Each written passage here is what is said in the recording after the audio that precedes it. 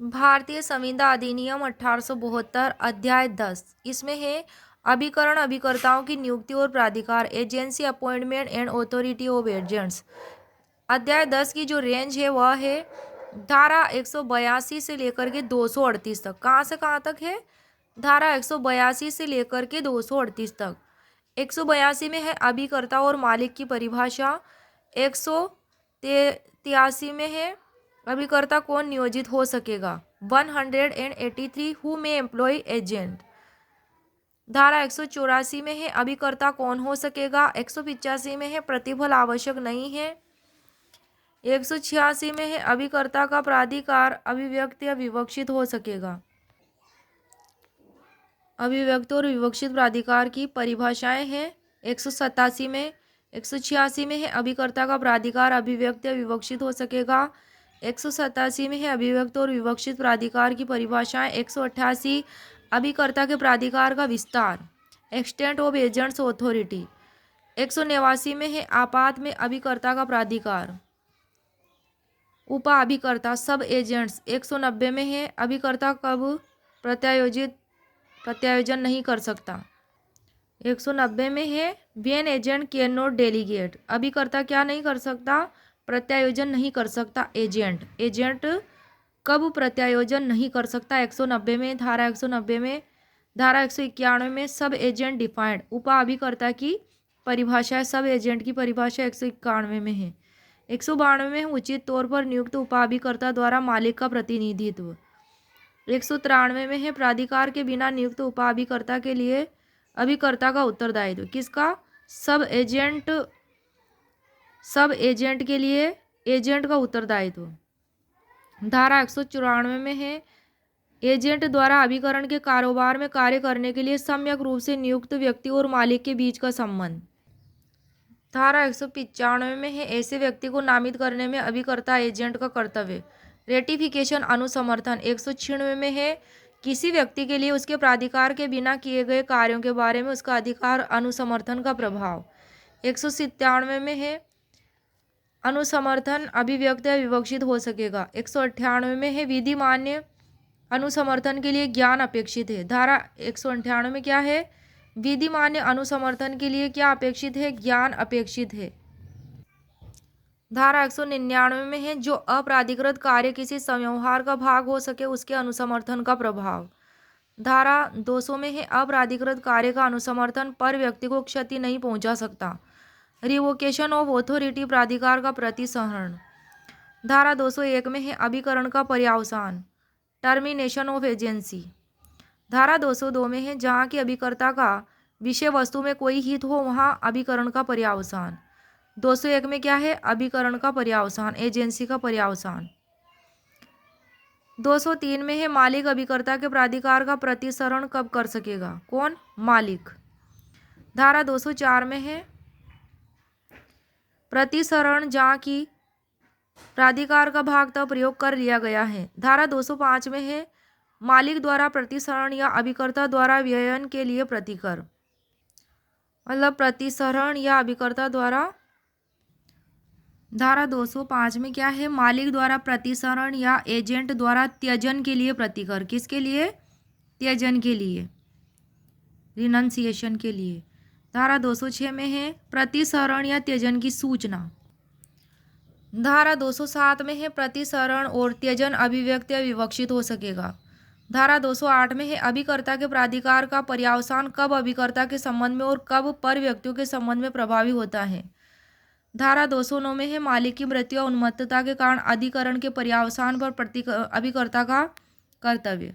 धारा 210 में है उपा अभिकर्ता यानी कि सब एजेंट के प्राधिकार का पर्यावसान एजेंट्स ड्यूटी टू प्रिंसिपल मालिक के प्रति अभिकर्ता का कर्तव्य। धारा 211 में है मालिक के कारोबार में संचालन में अभिकर्ता का कर्तव्य। धारा 212 में है अभिकर्ता से अपेक्षित कौशल और तत्परता। धारा 213 में है अभिकर्ता के लेखा। धारा 214 में है मालिक से संपर्क रखने का अभिकर्ता का कर्तव्य एजेंट का कर्तव्य। धारा 215 में है मालिक का अधिकार जबकि एजेंट अभिकरण के यानी कि एजेंसी के कारोबार में मालिक की संपत्ति के बिना अपने ही लेखे व्यवहार करता है। धारा 216 में है एजेंसी के कारोबार में एजेंट को अपने लेखा व्यवहार को करने से प्राप्त फायदे पर मालिक का अधिकार।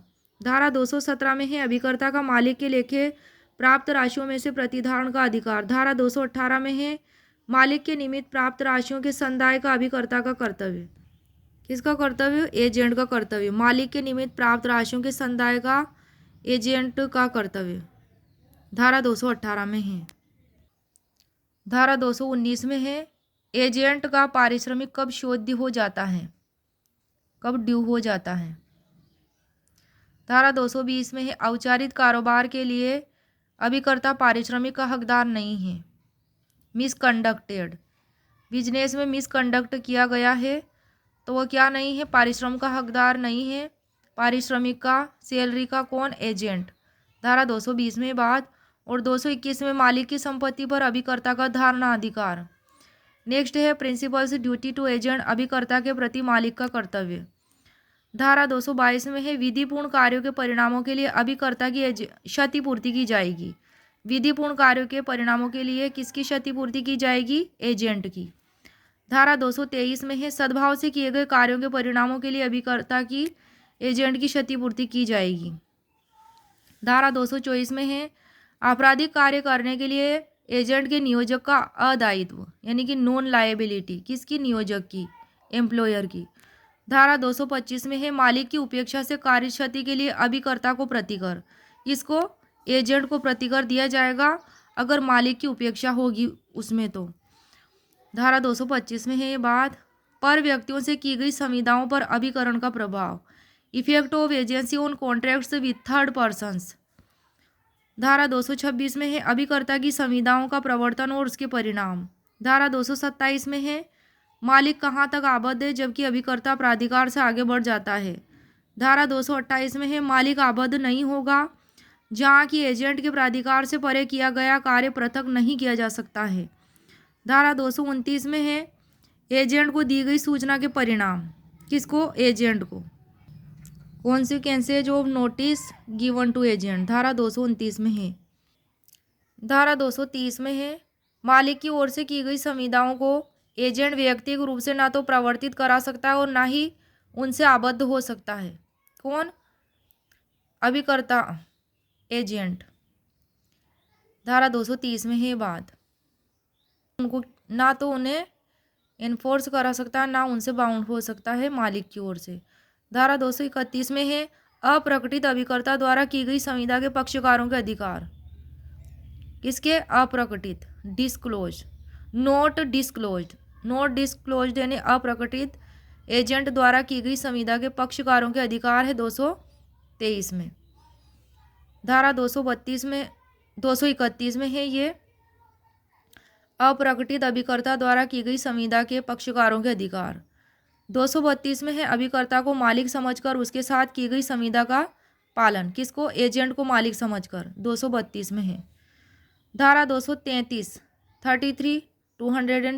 में है व्यक्तिगत रूप से दायी अभिकर्ता से व्यवहार करने वाले व्यक्ति का अधिकार। धारा 234 में है अभिकर्ता या मालिक को इस विश्वास पर कार्य करने के लिए उत्प्रेरित करने का परिणाम कि केवल मालिक या केवल अभिकर्ता दायी ठहराया जाएगा। धारा 235 में है अवदेशी अभिकर्ता का दायित्व, प्रिटेंडेड एजेंट का दायित्व। धारा 236 में मिथ्या रूप से अभिकर्ता के तौर पर संविदा करने वाला व्यक्ति पालन कराने का हकदार नहीं है। धारा 237 में है यह विश्वास उत्प्रेरित करने वाले मालिक का दायित्व कि एजेंट के अपराधिकृत कार्य प्राधिकृत थे।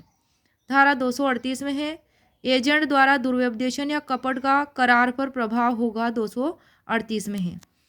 चैप्टर 11 जो था भागीदारी के विषय में वो इसमें से हटा दिया गया है भारतीय संविदा अधिनियम 1872 में से।